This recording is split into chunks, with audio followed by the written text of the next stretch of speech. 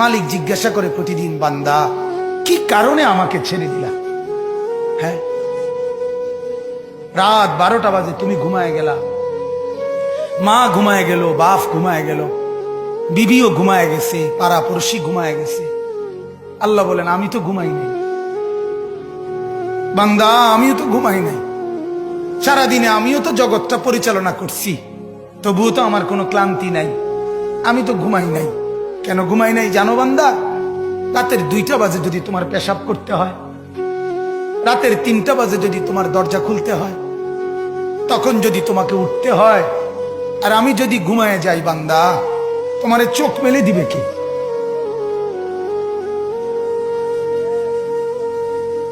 এই বাপ, চোখ মেলে দিবে কি?